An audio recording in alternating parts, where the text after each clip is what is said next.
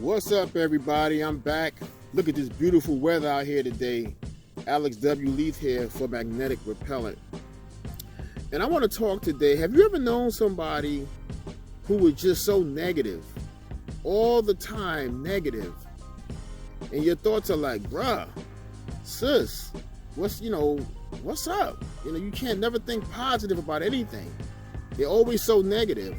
Or you have people who seemingly are positive people, but one negative thing will destroy their whole day, their whole week, their whole month will be put off by one seemingly negative thing.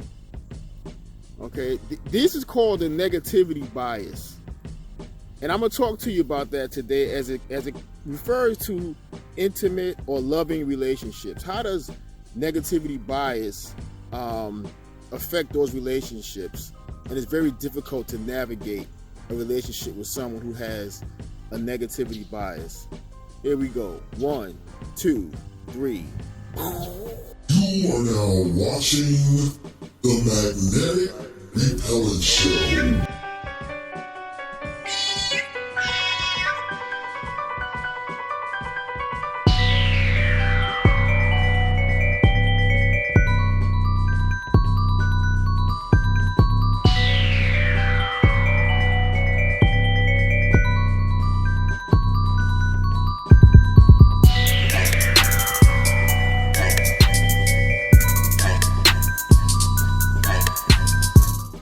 I used to date a young lady some time ago, and we had a great relationship. It was very passionate.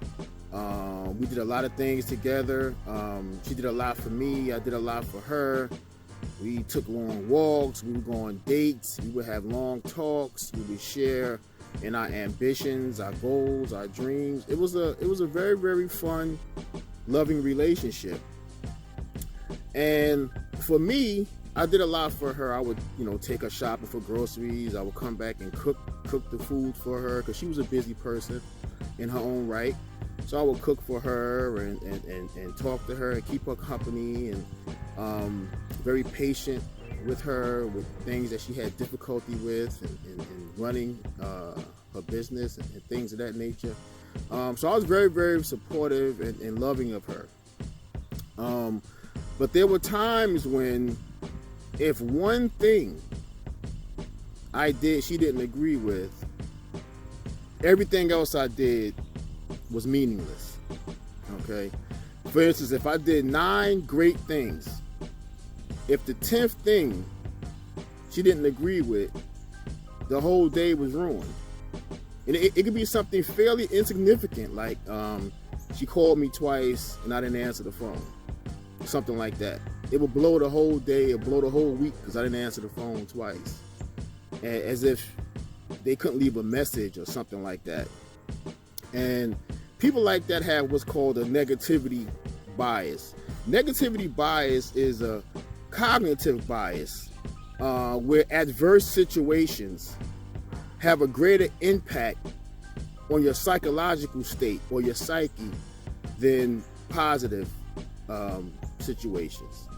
And this happens because people have, I've found through my travels, and I'm 50 plus at this point, years of age, people have unresolved childhood traumas, family traumas, things that they've gone through, bad marriages, bad relationships, abusive situations, and it causes this negativity bias to build over time. Also, too, psychologists will say that we're pre-wired to have negativity bias because these situations that happen to us, are so traumatic. They're so difficult. They're so sad and trying that they just take up space in our minds, and they'll just sit there. And we'll live with that unknowingly. And we'll go on through life if we don't receive some kind of therapy or treatment, or even realize that we do this thing. It'll live with us for a long, long time. And it'll live with you through your relationships, whether it's a romantic relationship, a relationship with your siblings, your friends, co-workers in the workplace, whatever. It will always be there because it's difficult to even realize that you have a negativity bias. You know, there was some years ago when I was on the verge of a very big deal. A lot of money was involved. We were very close to this deal. It was about to come to fruition. And all of a sudden the deal fell through. And at this point in my life, I was doing very bad. You know, my finances were bad. I was going through a bad relationship myself at the time. And it was not a good time. That was the only thing I had to lean on to say, this is going to change my life for the better. And when the deal fell through, I was devastated. And not just that deal fell through, there were other deals subsequent to that came close and fell through. And that, in my mind, caused me to have negativity as far as business dealings and dealing with individuals on a business level. Because from that point, I've always felt like, okay, we're close, but inevitably something's going to happen. And that's a negativity bias. You know, you have to realize that you have that. You know, and if you don't realize you have it, you can't fix it. You know, if you have somebody in your life that you say that you love, because you got to understand too that we're not perfect either. We have things wrong with us. The person you're going to date or marry or build a life with have things wrong with them. So we have to be very patient with each other, because relationships are difficult. When you have two people that's trying to come together, totally different walks of life, economic conditions, parents, different neighborhoods, different cities, different states, sometimes different countries, different religious backgrounds, you know, all these differences that make us who we are. And then we come together to try to mesh and love each other and build a life. And that's trying and difficult enough in itself. But then when you have somebody with a negativity bias, it's just an extra layer that you have to deal with, because nothing's ever enough. No matter what you do for somebody, it's never enough. And I'm sure many of us have either been in a relationship with these kind of people, or know someone who is in a relationship with these kind of people, or have these people in our family, or whatever it is. But no matter what you do, it's just never enough. It's never enough. 10 things you do will be absolutely awesome. They'll be on board all day. They'll love you for it. But if that 11th thing, and it could be something very menial, but they'll blow it up.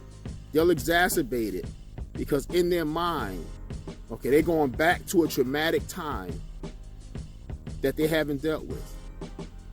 It's probably bringing up some kind of memory for them with this negativity bias. Maybe they got mommy issues. Maybe they got daddy issues. Maybe they got abandonment issues. Like I said, abuse.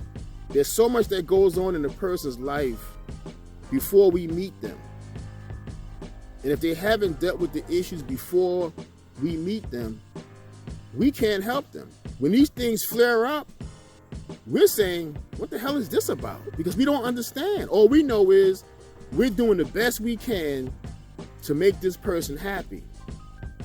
But what we don't understand is we're not responsible for that person's happiness.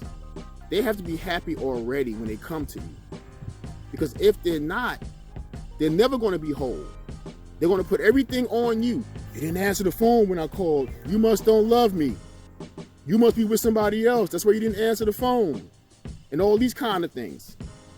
So people have to understand what negativity bias is, and more importantly, realize that if this is you, if we're always doing stuff together all the time, we're together doing stuff, and if one time I decide, you know what, I'm gonna do this by myself, if that destroys your week or your month because you're so upset that I've decided to do something alone without you, even though we've done a lot together, that's a negativity bias. If you're not doing it with me, who are you doing it with? It's difficult to navigate a relationship with a person like that, be it a romantic relationship, business, friendship, whatever. It's difficult to navigate and figure out people like that.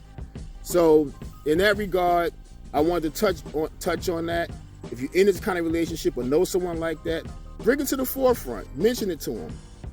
Because we need to understand this phenomenon and figure out how to deal with it. Like, subscribe, share. Alex W. Leith here, Magnetic Repellent. Love y'all. Peace.